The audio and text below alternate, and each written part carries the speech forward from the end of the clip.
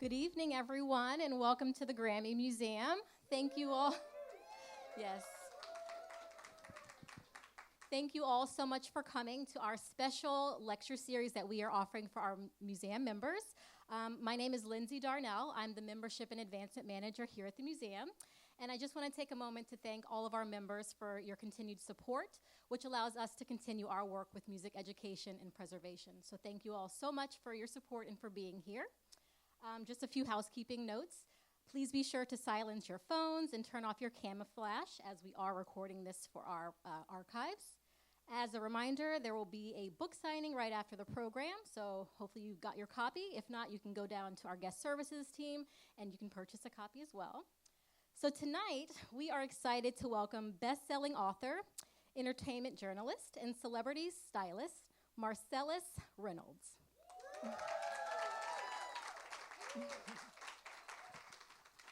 Marcellas is the author of the critically acclaimed Supreme series, which includes Supreme Models, Supreme Actresses, and his newest release, Supreme Sirens, iconic Black women who revolutionized music. Before we bring him to the stage, please enjoy this video of Marcellas on Good Morning America.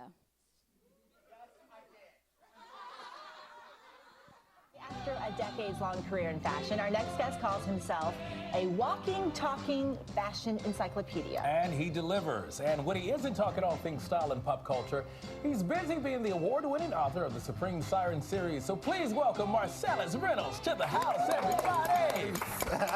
And these shoes. Did you have to walk in and kill us with the shoes? Yes, I did, of course. I literally saw you backstage. It was like, in the dressing rooms. I was like, your shoes is the first thing I said to you. A little long awesome. For the first thing in the morning. I know it's a little early. Hey, but it's all good. First, I want to say congratulations. This is the third book, by the way, Supreme Sirens, iconic Black women who revolutionized music. Why this book now?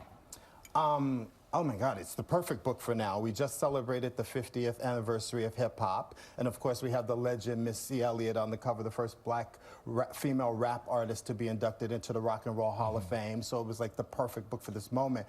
But the reason that I write these books is because I came from very humble beginnings. Shoes, let's not even talk about that. But I used art books as a tool to self-educate.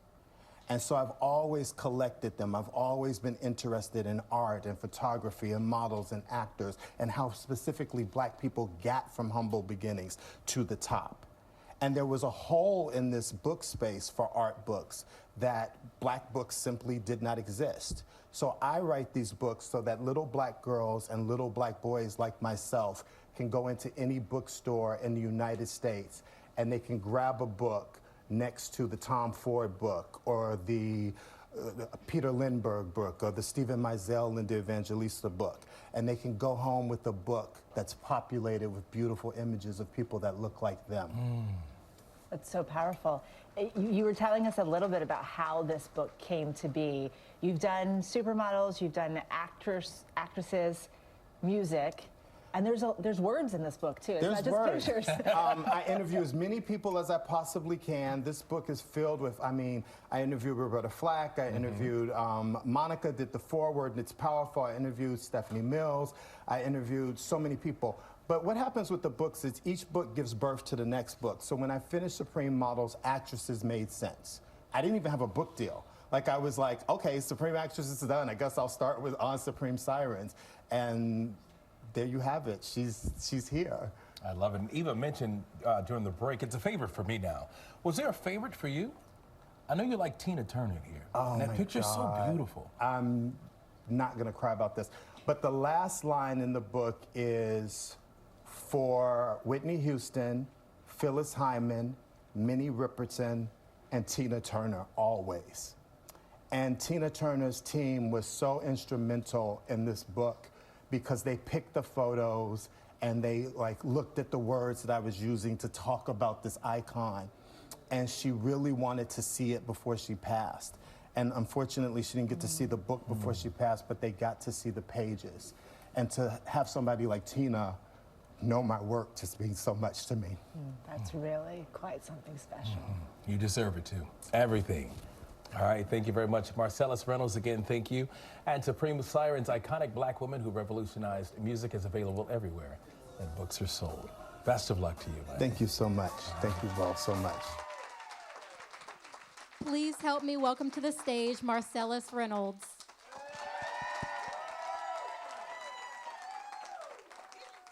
Hi, friends. Those shoes. Yes, I am wearing them. They're very expensive and they are Lanvin. Hi, I'm Marcellas Reynolds. Welcome to my TED Talk. What's really funny is that I have not been nervous at all about this. All of my friends are like, "Are you nervous?" Devon was like, "Are you nervous?" I was like, "No." Until like that whole thing happened, and then I was like, "Bitch, what are you doing?" So I guess I'll just begin. Where to begin? I guess I'll begin at Supreme. Oh wait, there's a clicker. That works. Okay. Ladies and gentlemen, this is the cover of Supreme Sirens, iconic Black women who revolutionized music. It is the third and final installment in the Supreme trilogy. People keep saying, "Are you going to write another book?" And I'm like, I have written 3 books in 5 years. No, I'm not writing another book.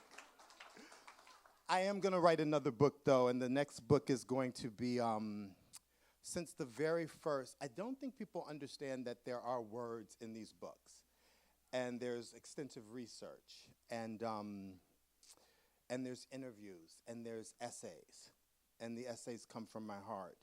And since the very first book, my publisher has said, "Oh, I'd love to see what you could do with fiction." And so I do think that there is one more book, and I do think it will be fiction, and it is the story of a little Black boy from nowhere who conquers the world of fashion, and it's like The Devil Wears Prada with a gay male protagonist. And I think it's going to be like an amalgamation of my life, Andre Leon Talley, all these stories that we all have, Sergio Hudson, who's in the room, like just all these, because gay Black guys are there, you know. We're part of the fabric of fashion. We're the heart and soul of it, and I don't think our story has been told yet, so I'm going to tackle that story. So let's begin. The icon, Missy Elliott, is on the cover. Now, this is a visual tour, so it's a little different than my normal spiel. And today, I'm going to try not to cry during this talk because all of my friends know at some point I start crying. And as my mother has always reminded me, you are not cute when you cry. You are very cute when you smile. When you cry, your face goes awry. I make no promises, though. And yes, my mother was the ultimate stage mother. What can I say about the cover of Supreme Sirens? Missy Elliott is on the cover. I think that's fitting. In a world where Beyonce is being told that she can't be a country artist, I think that putting a quote-unquote rap artist on the cover of this book, where we cannot dispute, there is no conversation about where Black people stand, sit, live in music where rap is concerned. I think that that was brilliant on my behalf. I also think that Missy Elliott being the first Black woman inducted into the Rock and Roll Hall of Fame is very important. I also think if you know anything about Missy Elliott, she's not just a rapper. She is a prolific songwriter, and she is a prolific producer. And the list of people that she has worked with is legend. Aaliyah, Whitney Houston, Janet Jackson, the list goes on from there. A little bit of gossip about the cover. Of course, Missy was not the first person we approached. The first person we approached was Beyonce. What can you say about Team Beyonce? Nothing, because they are incredibly litigious. From Beyonce, we went to Rihanna. What can you say about Team Rihanna? I have nothing bad to say about Rihanna because Rihanna has been a very big supporter of my work. She was supposed to appear in my documentary, and she was heavily pregnant. And we did this whole thing trying to get, cameras off, trying to get Rihanna to the set, and it was going to cost us tens of thousands of dollars to get her to the set, but it's Rihanna, and we were going to pay it.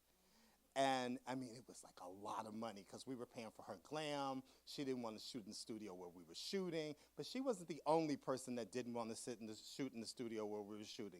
She had, like, very specific ideas about who could shoot her, who had access to her, who was in the room, da-da-da. And that's all because she was, at the time, heavily pregnant.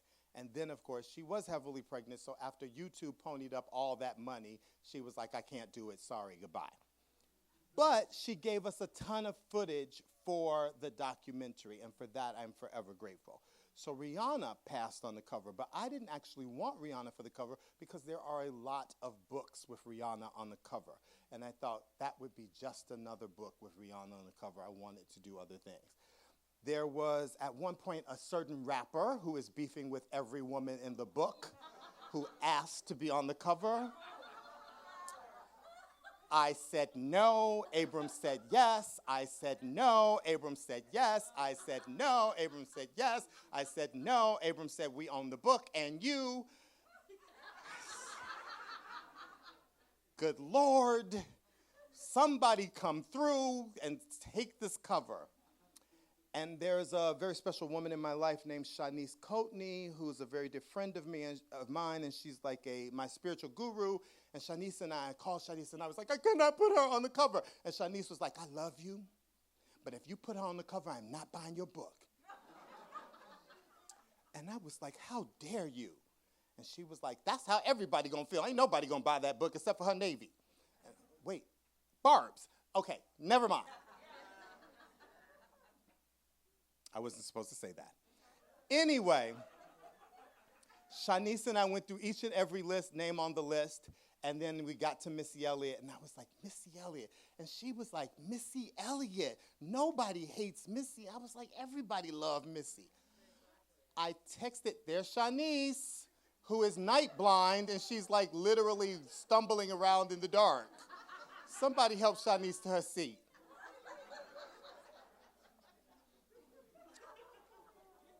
On cue, Shanice. Ladies and gentlemen, Shanice Coatney. So Shanice was like, Missy, and I was like, Missy. And then I was like, I'm gonna text Missy's manager. And I texted Missy's manager right then and there. And I was waiting for the little, you know, you get the little dots. And I was waiting, and I'm talking to Shanice. And Missy's manager texted back, and she said, yes. And then I was like, wait, what? And she said, yes. And then she sent a screen capture of Missy Elliott, from Missy Elliott texting her saying, yes, tears. And that's how I got, in that moment, on the phone with Shanice, that's how Missy became the star of the cover. It was just that easy. Then Missy's mama got involved, and it all went awry.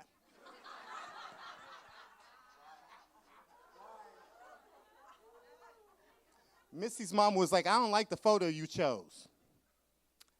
But then that's when the miracle happened. Because when Missy's mama got involved, Missy's mama was like, I'm going to send you some pre-approved photos of Missy that I like. And she sent this one. And then Missy was like, if you choose any of these photos, you can just have it because I own the rights to my photos. So Missy Elliott gave me this photo for free.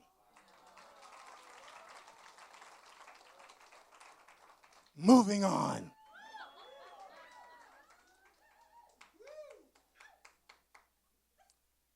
My very first literary agent refers to Supreme Models, Iconic Black Women Who Revolutionized Fashion, as the book that changed the face of fashion. And she is not wrong.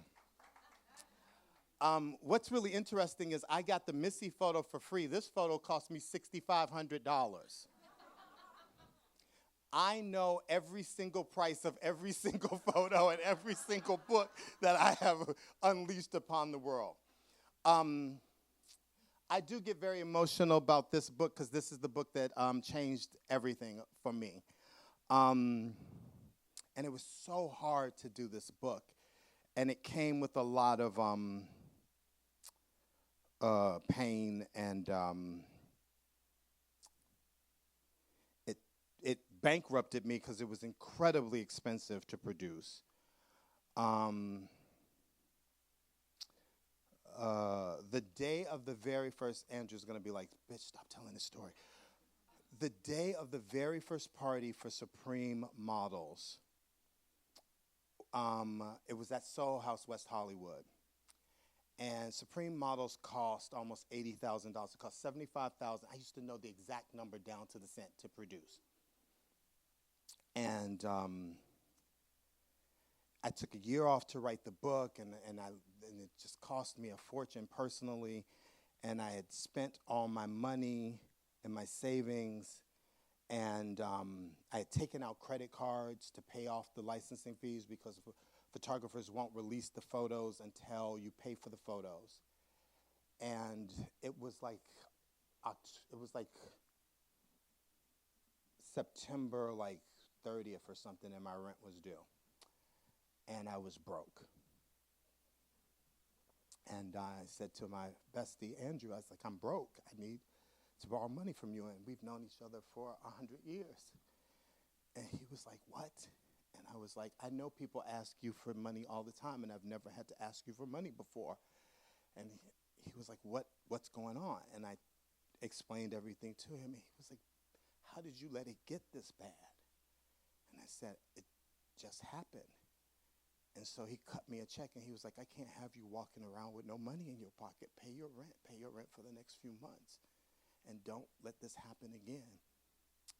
And then he said, and don't tell my husband, because Jeff doesn't want me loaning people money. And it was such a bittersweet night, because I'm in this room, and Soho House had flown in Veronica Webb, and Rashumba is there. And if you know Rashumba is Rashumba. And Stephanie Roberts is in the audience, and all these people, and this room is packed with all my friends. And I am literally losing it. And people can't understand why I'm so upset and not happy. And it was literally because if my friend hadn't given me the money to pay my rent, I would have been evicted. That's what it took to create this book. And I could go a little farther and talk to you about, for the people of a certain age, you remember when TLC had sold 20 million albums, but they went bankrupt?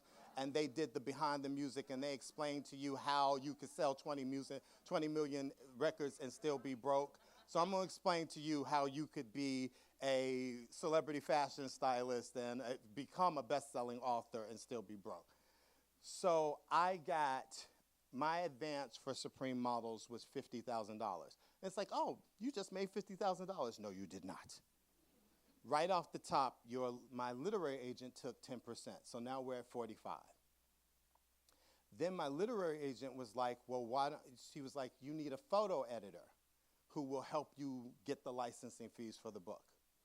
And she sent me this list of people, and there was this big, flashy duo.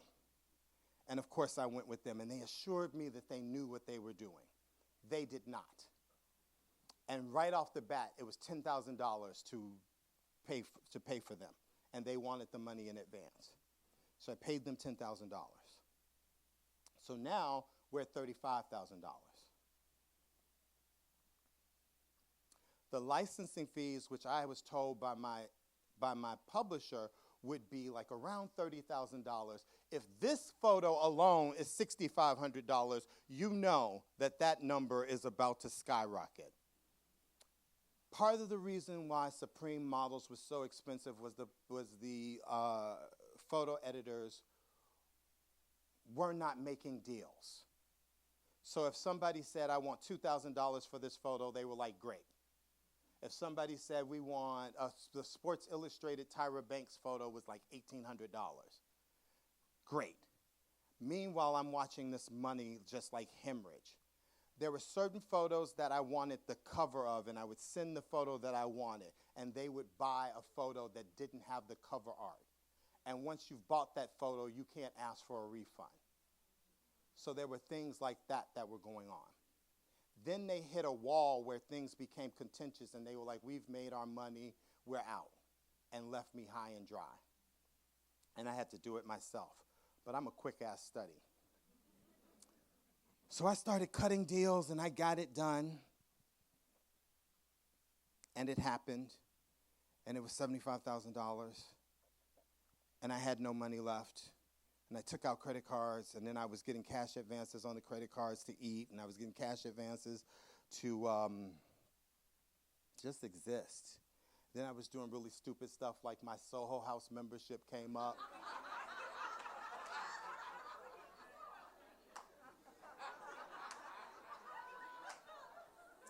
And I was like, bitch, you gonna pay your rent, or you gonna do your club membership, you gonna eat, or you gonna do your club membership, and you know what I did? I did my Soho House membership. And I got Soho House every house. I could go like anywhere in the world in my every house. I did my Soho House membership. Yes, I did. I did the Sandra Bernhard Sirius radio thing, and I told her a story I've never told before. There was a moment in that journey where I had my Soho House membership that I would not let go of. Like I was like Tina Turner about it. I was like, I will not, there's like 3 things I have that I will not sell: my butt, my Rolex,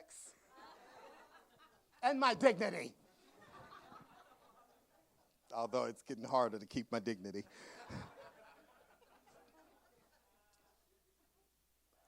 So I would go to Soho House 3 times a week, and I knew that at Soho House I could afford fries and a pot of ginger tea and get refills on the ginger tea, and I could afford to take an Uber either there or back. Otherwise, I had to walk. So I would put on my little outfit, and I would put my gym shoes in my bag like a working girl, and I would come out of Soho House, and I'd start walking down Doheny, and I would check the Uber, and when the Uber got to $10, I'd be like, yes! Damn it, I'm at Beverly Center.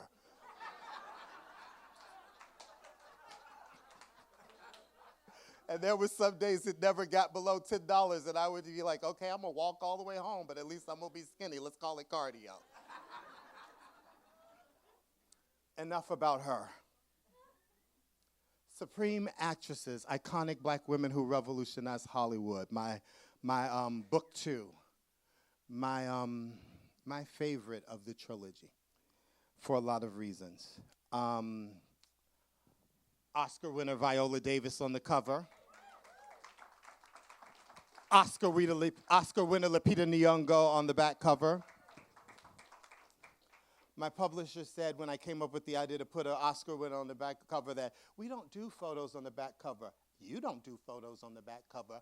I do photos on the back cover. That's I'm talking a lot of crap. That's how that went down. But here's how that went down, since I'm telling stories. And this is a visual tour.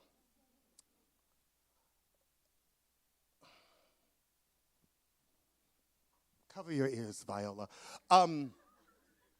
Okay, so I had been out to Viola's team for like months, and they weren't getting back to us. And when they did, they would get us, which is me.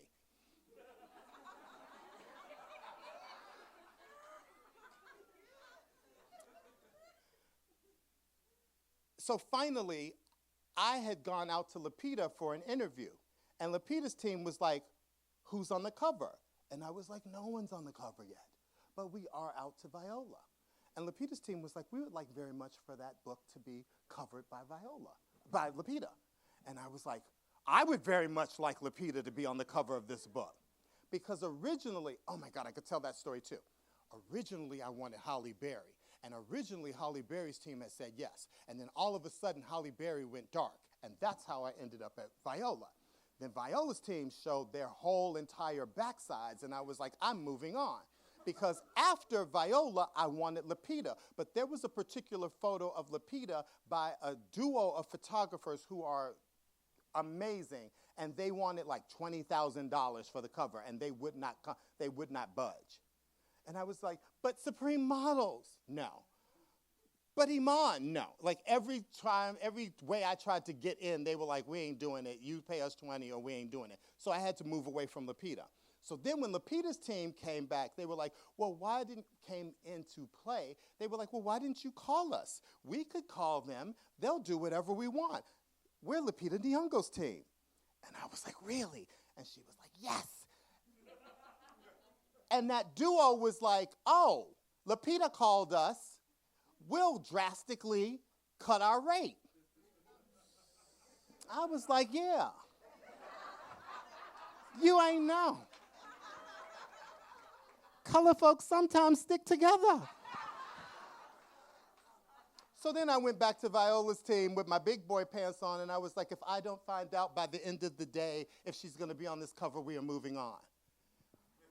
And then her team was like, you know, I don't know if y'all know how to play spades, but her team pulled out the ace of spades and was like, if Viola's not on the cover, she's not going to be in the book. And I was like, well played. But by the end of the day, Viola's team said yes, and that's how Viola ended up on the cover of Supreme Actresses. Then I went back to Lupita's team because they were like in limbo. There's another story about Lupita's team. I'm not going to tell. But Lupita's team was ruthless. I'm like, damn, you out here like pageant girls. Y'all not playing. Sorry, Taylor. My friend, the pageant girl, is here. She's like, stop it. Okay, I'm not going to tell that story. Oh, but I will tell another story which will make me cry, but I'm not going to cry. So, let's go back. So Supreme Models comes out and it becomes this juggernaut, right?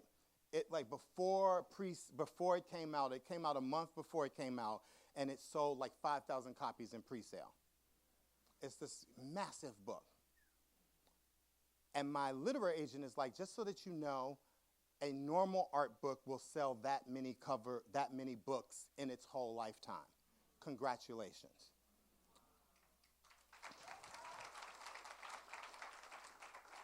But more importantly, every single major fashion magazine in the world jumped on the bandwagon. It was like every Vogue. It was like Vogue Paris. It was Vogue Italia. It was British Vogue. It was like every single Vogue. Like it was so many Vogues. I was sitting at home waiting for American Vogue. I was like, when you gonna show up? Hello, Vogue. You know who I am. Let's go. And on Christmas Eve, American Vogue showed up and named my book one of the best books of the year. And I was sitting up in bed at my pretend family's house for Christmas. And I came running downstairs because I got my Google alert on every time my name or anything comes up. And the Google alert went up, I read it, and I was like, oh my God, American Vogue. And I was in my big white bathrobe and my pajamas. And I was in my stocking feet, I was wearing socks. And I came down, my sister's bedrooms are upstairs, and I came running down the stairs, and I almost fell. And Pops, my father, my pretend father, started laughing. And I was like, American Vogue just chose Supreme Models as one of the best fashion books of the year. And he was like, you almost broke your damn ass when you came down them stairs, boy.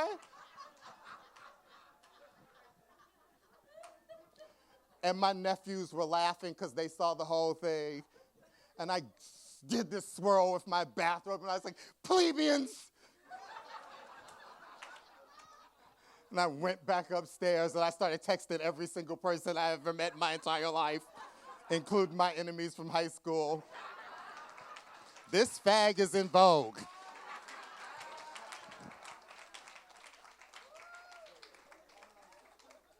Y'all think I'm playing.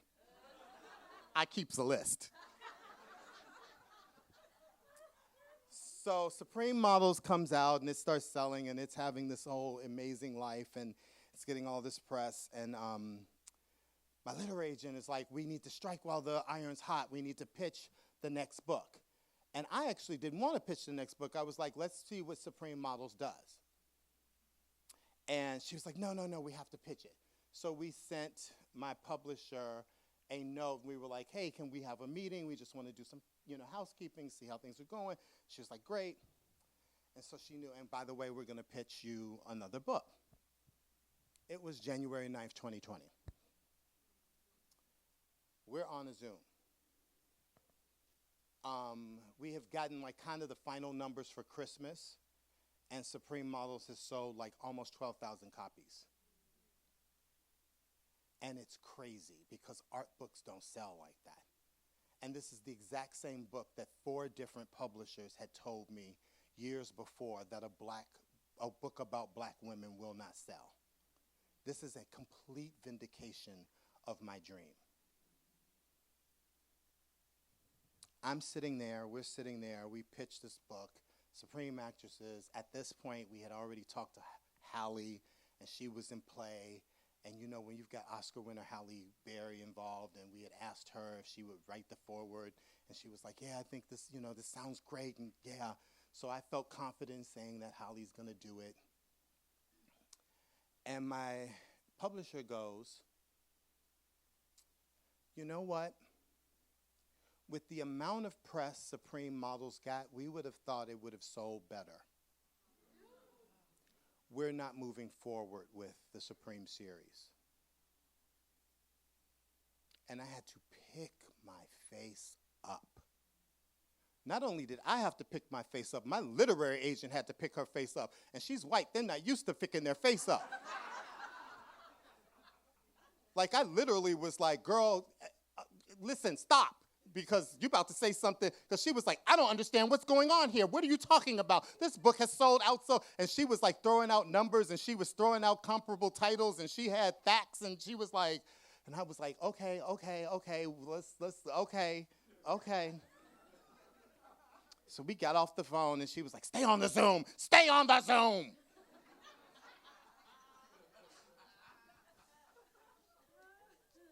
So she said, I can't believe this, a normal art book. She's like, first of all, it takes like a good 1.5, 2 years for a book to catch on.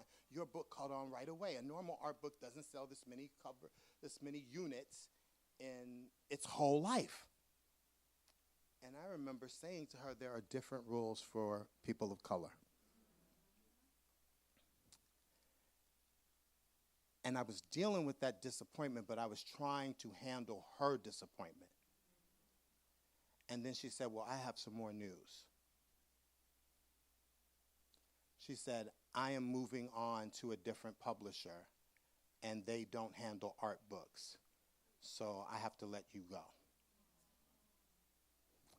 January 9th, 2020, I went from having one of the best-selling books at Abrams, probably the best reviewed book that Abrams put out that year, to losing my book deal and my literary agent. I sat on the side of my bed and I cried for hours. I didn't know a person could cry that hard. I cried harder than when my beloved grandmother died. And I said, God, what did I do? I couldn't even pay my rent. I was lost in ways I can't even tell you. I had gone from being like a television star and a celebrity host and a reality star and all these different things to like living in a studio apartment I could not stand and not being able to afford it. And I was crying and I was crying and I was crying. And I was trying to figure out how I would kill myself.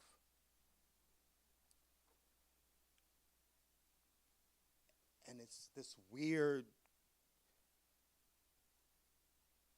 game. If you slit your wrist and you're bleeding, what are you going to wear? Like,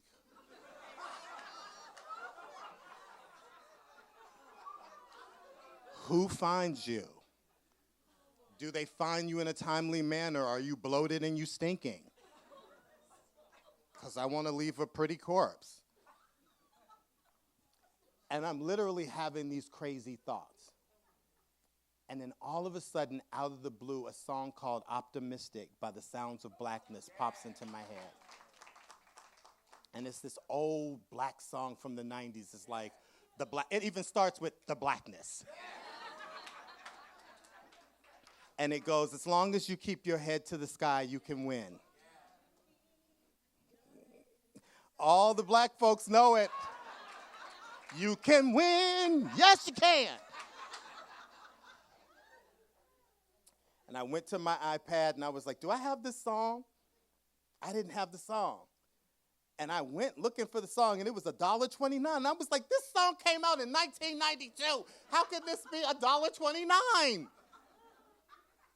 And I downloaded Optimistic, and I played that song literally what feels like 100 times. And I cried some more. I cried until I made myself sick. I got up, I went to the bathroom, I threw up, looked at my face, and I said, what can you do? What do you know? And all I knew was that I believed in Supreme Models wholeheartedly. And I kept going. I would do book talks and appearances, and if I sold one book, I sold one book. If I sold 50 books, hallelujah. And I kept going. Because that's all I had and that's all I knew.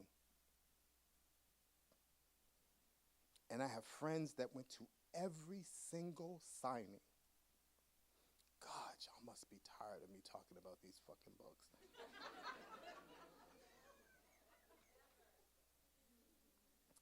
That's very sweet. Then the pandemic hit. God, what are you doing? So I'm sitting on the sofa, fat as hell, in my white bathrobe. And I did not know I could pack on 40 pounds so quickly. Because I was skinny as hell for that first book tour. Woo, she was skinny. People were sending me clothes, and I was like, yes, I can fit this. Me, Paris. And my publisher called. I looked at the phone, and I was like, who's suing me? And I picked up the phone, because one of the gifts that the photo editors left me was that somebody tried to sue me. And I picked up the phone, and she was like, hi. And I was like, don't hi me. She was like, hi, how are you? And I was like, girl, I am testing the limits of my air fryer. There is a pandemic. How do you think I am? I'm wearing a mask inside my house by myself. I'm talking to you wearing a mask. How do you think I am? What do you want? And she said, well, just so that you know, something wonderful is happening. And I was like, George Floyd just got killed in front of the world, and people are protesting, and they burning down my neighborhood. They literally burned down like the 7-Eleven around the corner from me. What could be wonderful? And she said, just so that you know, your book has started selling again. All these black books are going to #1 on the New York Times. Your book is one of them. And she said, a couple of days ago, it sold 100. Then it sold 100 the next day. Then it sold 300 copies. Then it sold 500 copies. Then it sold 1,000 copies. Then it sold another 1,000 copies. It's part of what we're calling in publishing the Black Wave. And I said, does that Black Wave mean I get a check? And she said, let me check on that. And I was like, don't call here not talking about money. And she said, as it turns out, I am calling you to talk about money, Marcellas. She didn't say it like that, and I didn't say don't call here not talking about money. So she said, did you sell Supreme Actresses? And I said, no, I didn't. We're in a pandemic. I just made a cake with my air fryer. I did not sell. I did not sell Supreme Actresses. It is safe to say that Supreme Actresses has been put on the shelf indefinitely.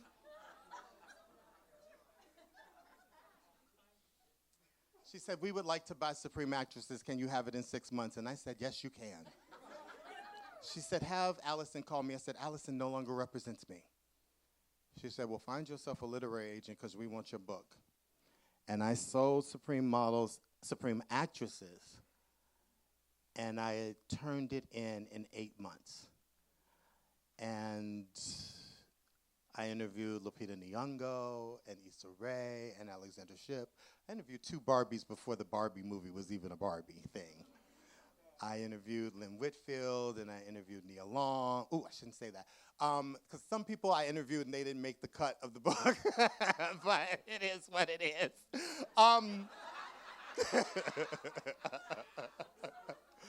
Needless to say. If any of y'all know Nia, don't tell us that. Anyway. And Supreme Actresses actually did what Supreme Actresses was supposed to do, and it debuted at #1 on Amazon.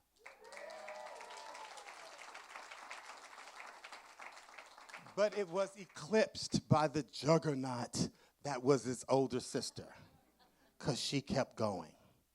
All right, I was supposed to do this whole thing about this page, because this is a page from Supreme Actresses. Because since this is a visual tour, I wanted you guys to actually see the inside, the interior of the book.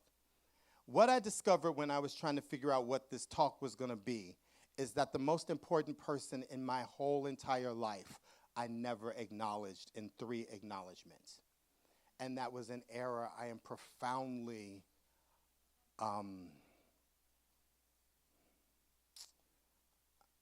my grandmother. When my grandmother figured out I was smart, she bought me a set of encyclopedias for Christmas. My grandmother had 3 magazines in her house. She had Ebony, she had Jet, and she had Black Enterprise.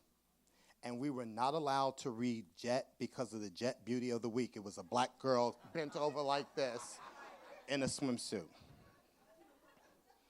And my grandmother would make me read those magazines to her from cover to cover. And what happened while I was reading those magazines was my mind went on a journey. Because I was the little gay black boy that couldn't leave the house because every time he left the house, he was beaten up or bullied or people said incredibly mean things to him. So I spent a lot of time with my grandmother at her feet in her skirts. And what I just really realized was the whole time my grandmother was asking me to read to her, it was because she did not know how to read. My grandmother was a domestic and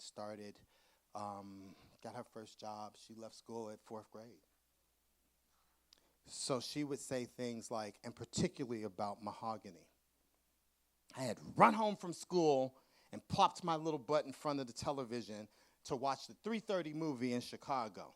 And it was Mahogany starring Diana Ross. And I was like, oh my God, the beauty, the fantabulousness. And what was so important about Mahogany was it was set on the south side of Chicago, and I knew where that burned out building was, that they did the fashion shoot with the white models. And she rode the L to work at Marshall Fields. And my grandmother and I, because my grandmother married well, used to go to Marshall Fields on Saturday. And I had a brother that was like right below me and a cousin that was in the middle. And they couldn't go with us because they didn't know how to act at the store. But my grandmother would be like, go get me this in an 8. And I'd be like, and she would be like, what do you think? And I'd be like, get both. What are you thinking?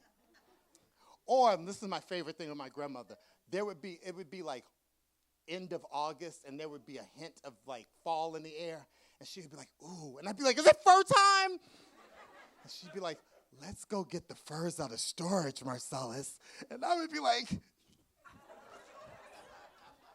yes! She was that bitch. She was that girl.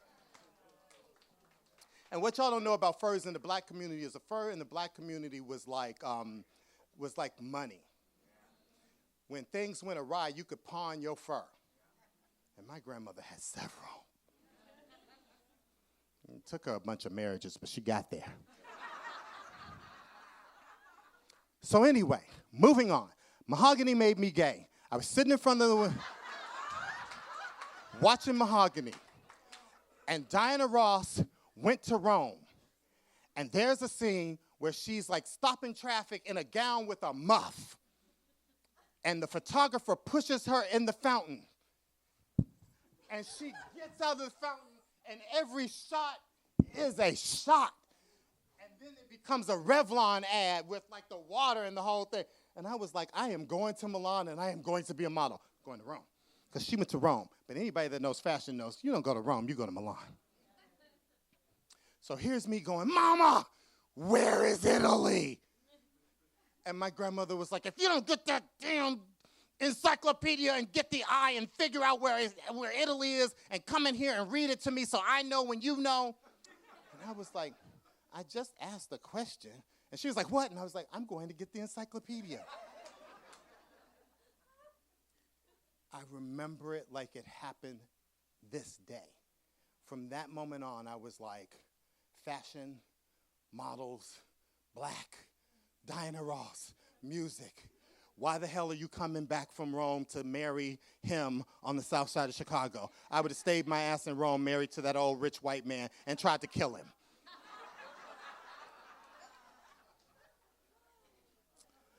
This is a photo from the inside of Supreme Actresses. This is what my books are all about. I believe that it's one woman opening the door for the next woman.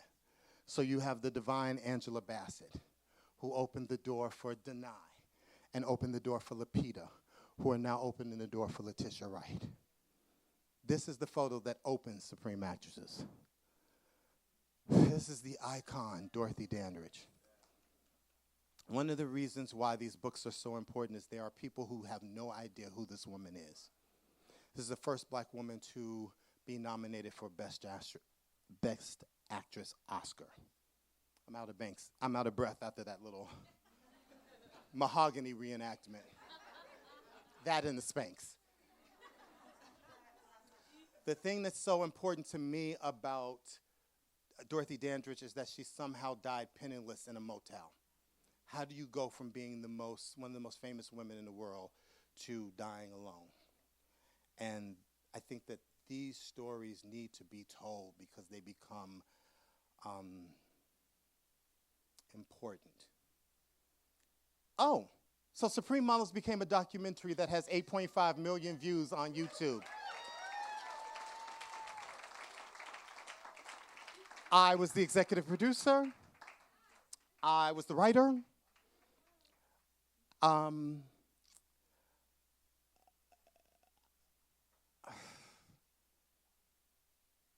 It was a dream come true.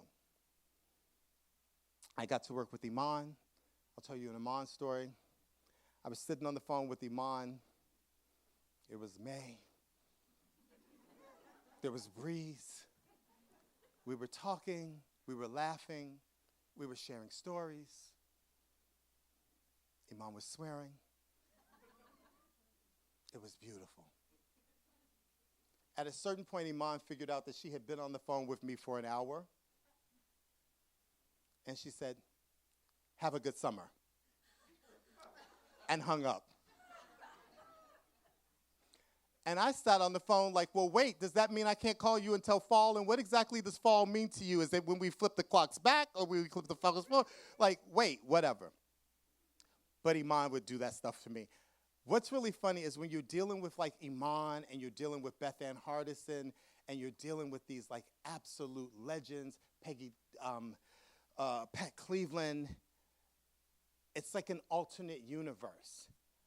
You're just so happy to be in the room. You're just so happy to have the conversations with them. You're just so happy to be seen in this weird way.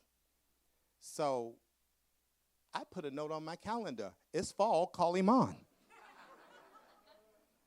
Another image from Supreme Models. Jordana. There you are. Jordana's here.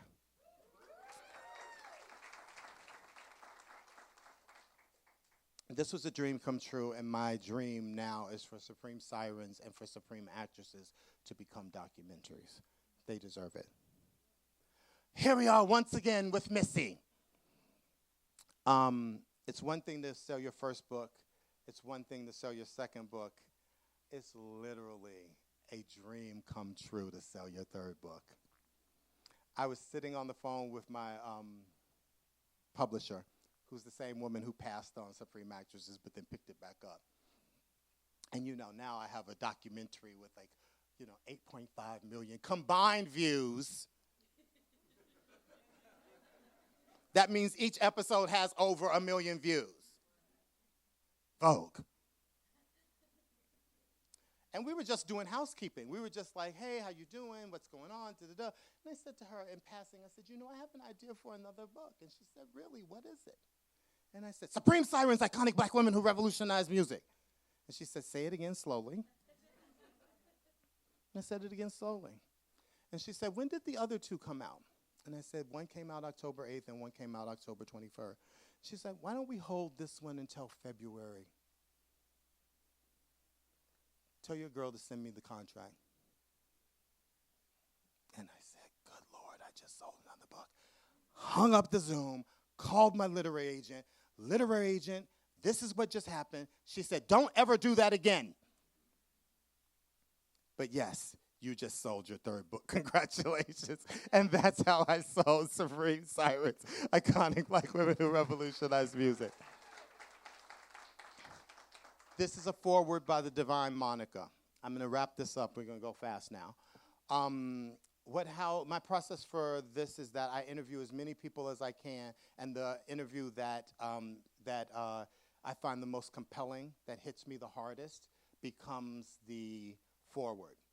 So I rewrite it, I send it to them, they make their changes, they send it back to me, I send it to my editor, it happens again, and it goes back and forth, and that's how these forewords are created. That's what happened with Gabrielle, that's what happened with Monica. Yes, Gabrielle Union wrote the foreword for Supreme Actresses, and Monica wrote the foreword for Supreme Sirens. What's really important about this interview is that this book was incredibly hard to do. It wasn't incredibly hard to sell. It was very easy to sell. It was the easiest of the three. It was the hardest to do. I was not getting cooperation from the Sirens, and it was heartbreaking. You've got this best-selling book. Then you've got a documentary at Vogue. You've got books that are part of the conversation about diversity, equity, and inclusion. And these women were not saying yes to interviews. They were not saying yes to anything. At one point, I literally went to my literary agent and I said, I'm giving the money back. This book cannot happen. And she had already taken her cut, so she was like, you are not giving this book back. We are making this happen. Right after that, I was on the phone with Monica doing an interview with Monica. It was this crazy day because I had booked time at Neue House to do the interview, and then Monica's manager called, and she was like, are you ready for the interview? And I was like, yes, I booked time at the studio tomorrow for the interview. She's like, excuse me, the interview with Monica is in an hour. And I was like, what? And she's like, I don't know why you got this wrong. And I was like, oh, my God. And she's like, but anyway, Monica needs an extra hour. So I was like, she's like, are you going to be ready? And I was like, I am going to be ready. All hell is breaking loose over my head because they are pulling out the flooring and putting in new flooring. That's why I got a space at the Neue House to do the interview. I literally take the designer chair and pull it next to my bed and take every blanket I own and put it over the things and create what can best be described as one of those caves little kids play in. I put pillows on the floor, my computer on the floor, my headphones on, and I'm on the floor like this. Butt up, but with the pillows to brace me, because I'm trying to get as close to the ground from the ceiling as possible. And this is how I'm interviewing Monica. For 2 hours. Girl can talk. But she has given me my whole entire life. She is talking about all the stories. She's referring to Whitney Houston as Nippy. She is talking about Missy. She's talking about Brandy. She's talking about that fake feud. She's telling me every single thing. And then at a certain point she goes, are you on your knees?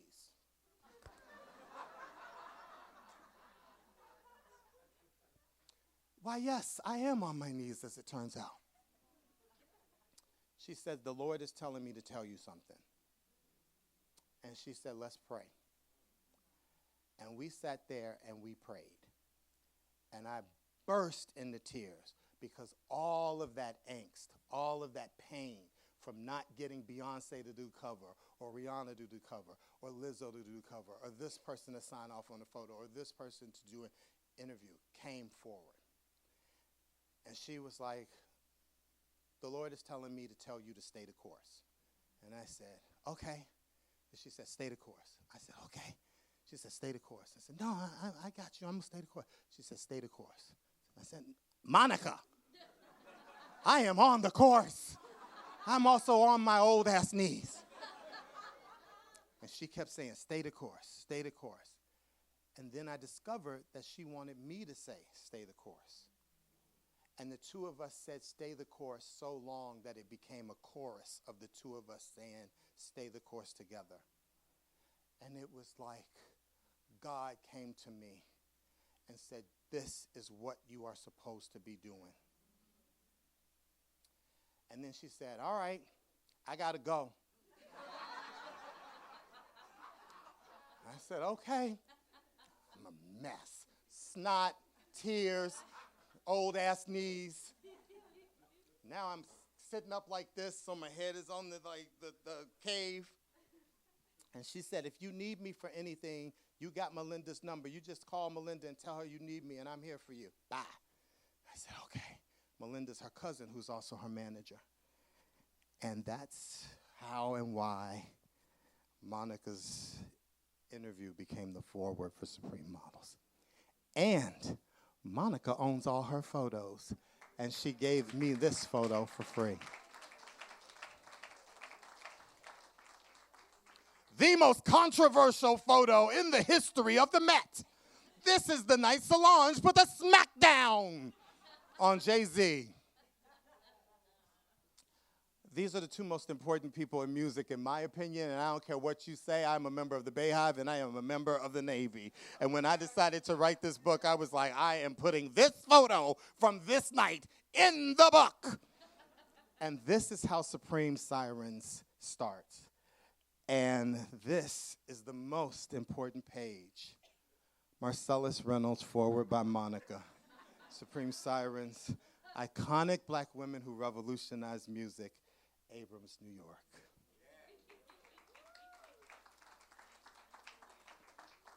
Cardi B would not do an interview. It's okay. She signed off on a photo. What I love about this photo is that I love the hair, I love the photo, I love the nails, I love that. And most people would say don't put Cardi B in the book, but I'm going to put Cardi B in the book. I'm going to put Nicki Minaj in the book. I'm going to put everybody that I love in the book. But I'm also going to put Lena Horne in the book. So buy Supreme Sirens because you love Cardi. Buy Supreme Sirens because you love Nicki. Buy Supreme Sirens because you love Ari Lennox. Buy Supreme Sirens because you love Summer Walker. But you also going to learn about Lena Horne. You're going to learn about Mahalia Jackson. You're going to learn about Ella Fitzgerald. You're going to learn about the history of the black singer, songwriter, musician. Because these women crawled through glass to get to where they went and opened the door for everybody that came after them. I'm a member of Navy. One thing I love about these books is that I list all the facts. So here you have all of her Grammy Awards, and she does have Grammy Awards. There's another photo that comes after this. Rihanna does not take photos with her Grammys. It's like she'll win the Grammy, she'll say thank you, and then she won't go do the press line. My ass found a photo of very young Rihanna, we talking Ponder Replay, holding her Grammy. I cleared it and it's in the book. Do I even have to say it? Do I even have to say it? Diana Ross converting in a fountain made me gay. You don't want your children to turn out to be gay. Don't show them mahogany at an impressionable age. I chose this photo because it is by the legend Victor Skripneski. And those of you from Chicago know that Victor is one of the greatest photographers who has ever lived. And I happened to have shot with him many moons ago when I was a model. So yeah, I found a photo by Victor Skrebetsky of Diana Ross, and I put it in the book so that I could have this moment right now. Hallelujah! Ladies and gentlemen, thank you for coming.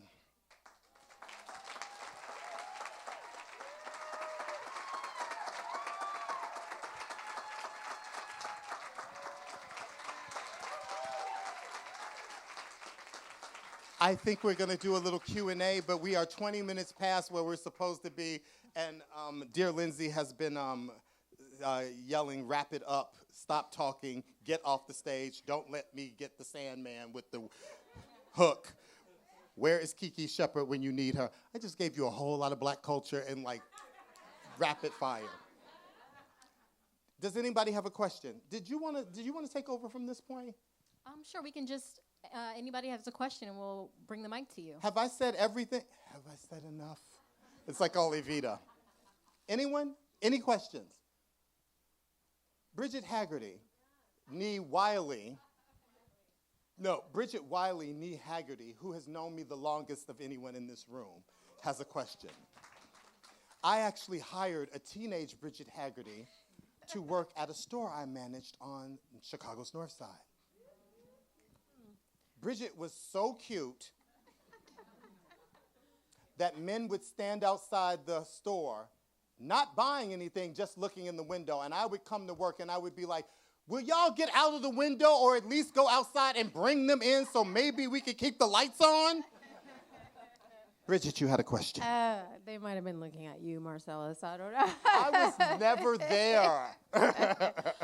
Well, when the dance parties, you were there. Oh, that's for real. Anyway, I was curious because you did a lot of interviews.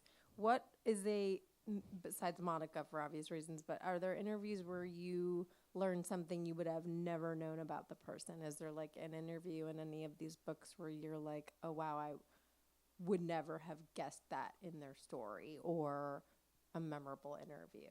There's so many for okay, let's do one for each book. Okay. For Supreme Models, Karen Alexander gave me my whole entire life. Alex is a huge model fan, and for those of you who don't know or should know, Karen Alexander is the queen. Karen did this amazing thing where she listed all these models, and I was like, no, they're not in the book. And she was like, take me out and put her in. And she was literally serious. And I was like, I will not take you out and put Peggy Dillard in. But she lobbied so hard for Peggy Dillard that I took somebody else out and put Peggy Dillard in. Supreme Actresses, Gabrielle Union was mad that day. She was saying stuff, and I was like, you realize this is being filmed. I was like she was just telling all the truths. And it was so beautiful to witness, and I was so honored that she was telling all the truths to me. And that was when that particular interview, because I technically interviewed maybe actresses who were more accomplished than her, not more famous than her, but it was just the right tone for the book. I was angry, she was angry, it was the protest, it was George Floyd, it was just everything, and she just laid it out for me so beautifully, and I was like, I'm picking up what you're putting down, and it is going into the book. Sirens, Roberta Flack had a stroke, and when we told her team about the book, she was like, I want to be in it, and I want to speak. And yeah, Roberta Flack. But Stephanie Mills too. Stephanie Mills was a crazy interview because she was another one that believes in absolute truth. And my interview with Stephanie was very similar to my interview with Monica. They were just no holds barred and didn't care, and there was some prayer involved. A whole lot of black people seem to want to pray over me, thank God. Another question? Anyone? I just have a comment. Yes. Thank you for celebrating black women, because the beauty of black women is never on display in many cases. And for you to elevate Black women to the world and to us, it goes down in history. Once it's in print, it's forever. So I just have one question. Had you ever met Lena Horne, before she passed away? I didn't meet Lena Horne before she passed away. I reached out to her team. You know, Lena Horne and Diane Carroll, for me, are like the absolute most epic, beautiful, amazing people. And I tried so hard to get to I tried so hard to interview Diane Carroll before she died. And they have similar trajectories in their careers. And technically, I put them in places where maybe they shouldn't be, but I love them both so much that, and for so many reasons that, you know, I could very easily not put Lena Horne in Supreme Sirens, but she's there, so there's that. No, I didn't get to interview her, but I did try. I tried so hard for so many people. I got so close to interviewing Tina Turner.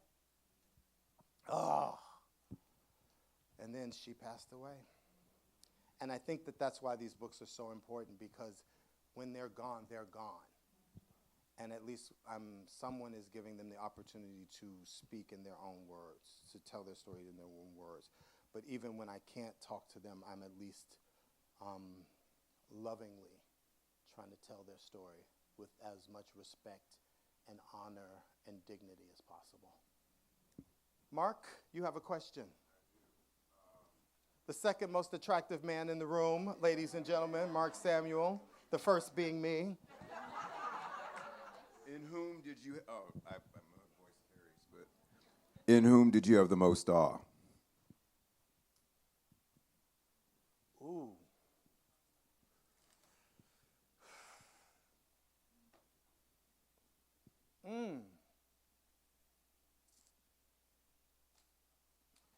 Supreme actresses, Lynn Whitfield, talking to her was just like, I cannot believe I'm on the phone with you. I couldn't even act right. I was literally like, Lynn Whitfield, Josephine Baker, Lynn Whitfield, the women of Brewster Place. And she was like, we have talked about that already.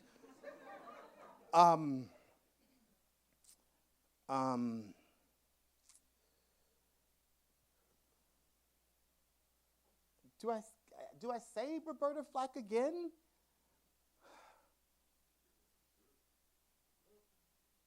Well, it's always going to be Roberta Flack, but I did interview Shaka Khan, and Shaka Khan was like kind of amazing because she was so friggin' fun.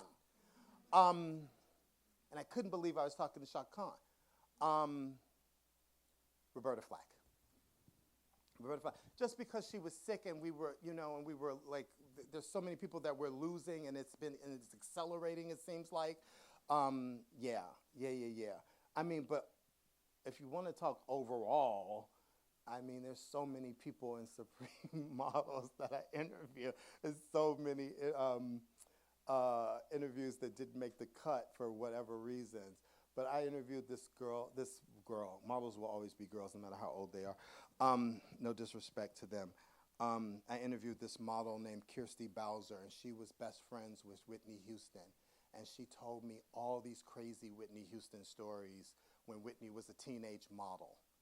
And I don't know about y'all, but I had 17 magazine, even though I was a boy. And I worshipped teenage model Whitney Houston with her cute little afro. And Kirsty told me all these crazy Whitney Houston stories. Then she told me all these crazy Naomi stories. And I was like, yes! I think we have time for maybe one more. There's Taylor. Ladies and gentlemen, history in the making. Taylor is the first Black female winner of Big Brother. A show I tried to win twice and failed miserably both times. The check wasn't big enough for you. Oh. It's okay. Yes. Mm-hmm. Actresses, models, singers. I know you just said that you will not do a fourth one, or you don't have plans to do a fourth one. What industry would you like to see the next gay Black boy shine a light on for Black women?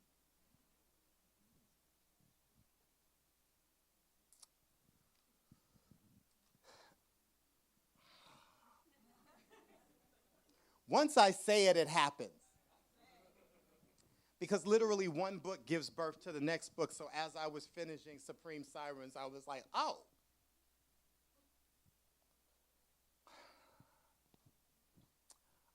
I would do Supreme Dancers, and I would put Misty Copeland on the cover.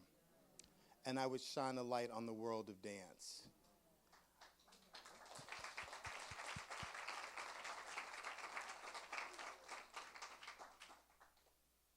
I'm not doing that book, though. I've got too much. I got a whole agenda, and it does not include a fourth book about Supreme. The Supreme series. Okay, just quickly, because I know I'm supposed to. Y'all need to buy books. I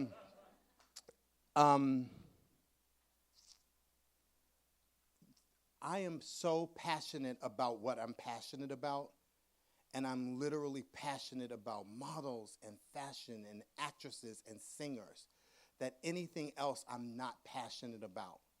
And I just don't think that I would do a book that I wasn't absolutely passionate about. It takes a year to write these books, usually. Supreme Actresses didn't take a year because I was under the gun.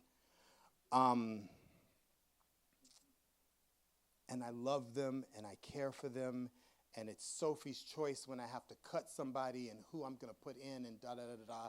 And I just can't imagine another field feeling that way about.